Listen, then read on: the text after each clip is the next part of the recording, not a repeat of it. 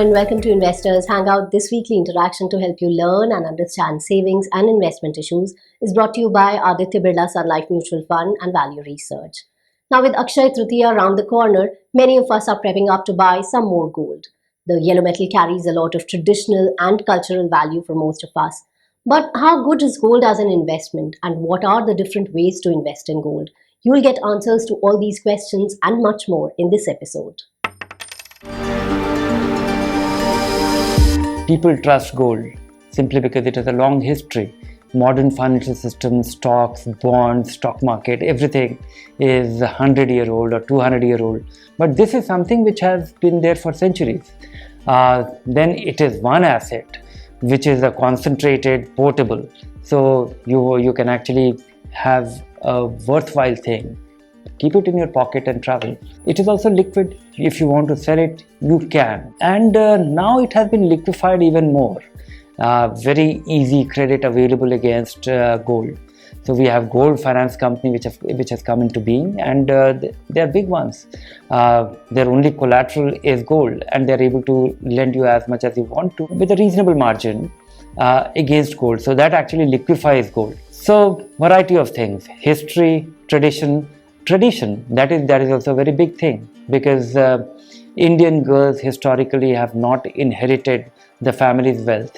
So on their wedding, they are given gold simply because that's the way the girls are being given a part of the wealth. So that is the case. Even though now in the we have a modern legal framework which enables girls to have an entitlement there, but tradition carries on.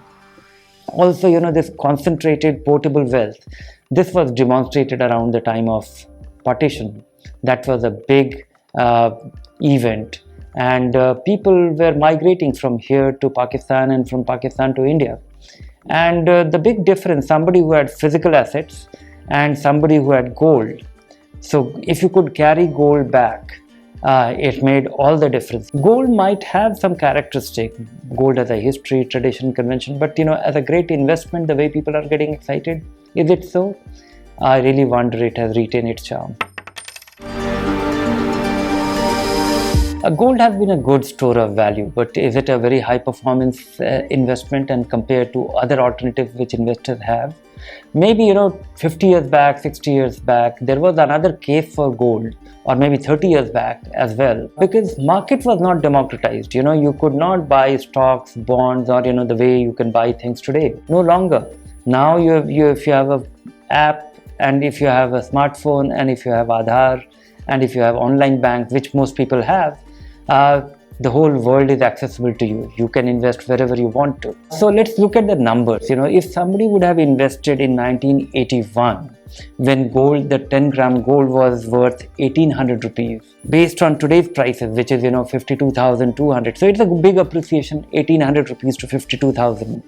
It has gone up by 29 times. So very impressive. It has been a store of value, and it has been able to preserve a reasonable value. But look at what has happened to Sensex.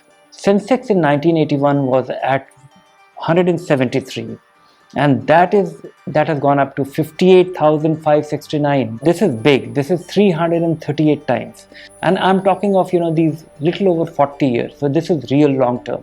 338 times in Sensex.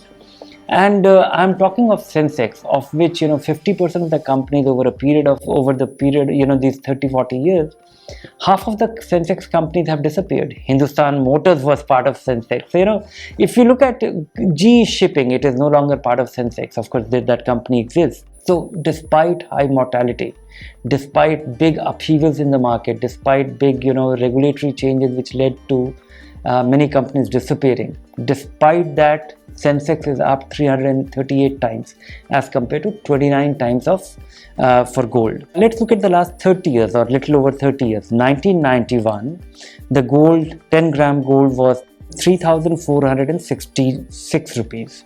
That has gone up by 15 times. During the same period, when the Sensex was at 1,168 points, in 1991, it has gone up by 50 times. So this is also quite significant.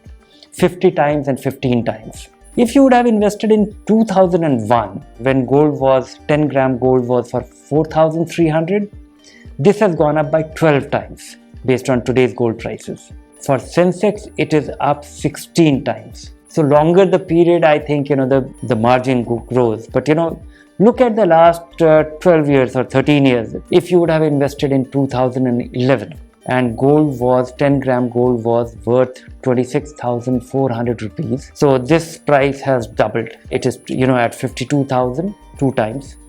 And during the period, Sensex has gone up by 3 times. Sensex was at 19,445 points in 2011, beginning of 2011. So if you look at all these time period, 10 year, 20 year, 30 year, 40 year, the market has done substantially better than gold. And gold has been able to, preserve its value. I really don't know whether it has been able to preserve its value against inflation generally. I hope that the return from gold is little over inflation, but the market is beating it by a very wide margin. Gold has become more volatile. It was not this volatile about 20 years back. But ever since the financialization of gold happened, earlier people used to buy gold and keep it in the locker. And it was primarily in the form of jewelry. And selling your jewelry was, a very embarrassing thing unless you are in real difficulty. You will not sell your jewelry. So that was the case. People used to buy gold and keep it and maybe keep for a lifetime and keep it for generations. No longer. Now it has emerged as an investment vehicle. So the character of gold has changed ever since this financialization happened. Because today people can buy gold ETFs, gold funds, and earlier people used to buy jewelry, keep it in the locker and keep it for a lifetime, or keep it for, it used to be in the locker for generations. The holding remained. No longer. Now it is also being bought to be sold. And we have seen some great, crisis, financial crisis. The market in general has become more volatile. Because we are living in a more connected world. Something happens anywhere and it has a bearing. And whenever we see a big crisis anywhere, it snowballs into something which also affects our market. Whenever we have seen a big crisis in the equity market, in the bond market, gold actually then becomes very attractive. It is fancied. It actually turns out to be a safe haven when there is crisis all around. When we see the doomsday, then the gold is the only thing which is shining. 2 occasions which I can remember.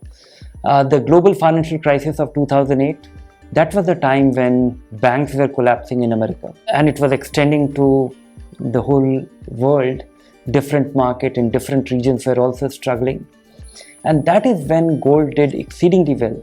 Gold not only actually preserved its value, because a lot of investors were chasing gold, that is why it actually went up. It went up quite dramatically, very impressively. Likewise, when we saw this pandemic, the beginning of it, and everybody thought once again that the world is coming to an end. It was a huge surprise. It was a big surprise. It was not expected. So when we are faced with a surprise of an unprecedented kind, gold shines, because that is something where people still have faith. People generally have this understanding that gold generally goes up. But look at these numbers, there are so many occasions when gold goes down by 10%, 15%. Look at these declines. So many investors don't have this sense that they also go down in value. They do. And they do very well when there is absolute lack of confidence in the financial markets. So it can well be, it's an uncorrelated asset. If you have a lot of equity, a lot of debt, you should have a little bit of gold. One should have gold for the very reason why Indians have historically bought, that it is a form of jewelry. It's a valuable jewelry. It can be cast into money, and it's a meaningful scale of money. And you enjoy it till you have it. And every couple of years you can also go back and get the design changed, or it is considered as the artwork. So that is one thing. It's a valuable jewelry which you enjoy till you have it. Then comes, there are different forms available. Today you can have a gold ETF, you can have a gold fund which invests in gold ETF. And then the third option which has come into being, which is sovereign gold bonds. So there is a difference. The gold ETF tracks the price of gold, and it's a reasonably efficient way. You want to buy 5 lakh rupees worth of gold ETF, you can buy it in 10 minutes when the markets are open, and it will be lying in your demat account. You can sell it as and when you want to. That may not be true with the gold bars, coins, or even jewelry. You can sell them, but it will come with some great deal of transaction costs, the making charges and other things. And you also don't have to worry about the storage. If you have too much of gold jewelry or go physical gold, then you have to make sure that you are able to keep it, preserve it well, so that it's not stolen or it does not really present a risk to you. But then managing gold ETF, it costs money. When you buy the gold ETF, the general cost can range between 25 basis point to 0.5%. So whatever be the price, whatever be the appreciation of gold, your return will be 25 basis point, 1/4% to 0.5% less compared to that. And then you have to buy it the way you buy stocks. You go to the stock market, you need a demat account, you place buy order with limit or whatever be the market, and then you buy it. Gold fund is simpler. You don't need to go to a stockbroker. You can buy it the way you buy a mutual fund, and you buy it based on that day's NAV, which is one NAV. Because in gold ETF, the market will be open and you can buy it anytime, and during the day itself, the price can change many times. Gold funds are a simpler way as compared to gold ETF, and gold funds are nothing complex. You buy the gold fund the way you buy a mutual fund, and gold fund in turn buys gold ETF. So even there, the expense is not very high, little more than gold ETF. So there are two levels of expenses. Gold ETF has a cost, and gold fund has a cost because it is enabling you to invest in the gold ETF without going to a stockbroker. Sovereign gold bonds, these are bonds issued by Government of India, so they're absolutely safe. The promise here is that you buy these bonds at 100 rupee. These bonds have a tenure, maturity of 8 years. So you hold it for 8 years. Your investment will appreciate exactly in line with the prices of gold. So if gold is at 100 rupees today and after 8 years it becomes 300, this price will change by as much. Your 100 rupee investment in sovereign gold bonds will become 300. Not only that, you will also get a 2.5% interest every year. So government is strongly encouraging you to buy these bonds. When you buy gold, government discourages that because you buy the physical gold and you keep it in the locker. It is not a productive asset. When you buy these gold bonds, government is taking a risk on the gold prices. But the money is becoming productive. It is getting into productive economic activity as compared to gold, which when you buy it, it lies in the locker. All the capital gains is also tax exempt. And during this 8 years, if you want to realize it, if you want to sell it and have the cash, you can sell it in the market.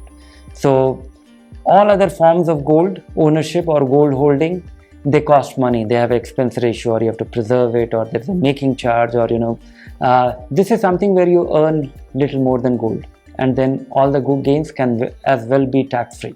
Well, with that, it's a wrap. Keep watching this space for more information, and if you like the show, do subscribe to our YouTube channel. Take care. Bye for now.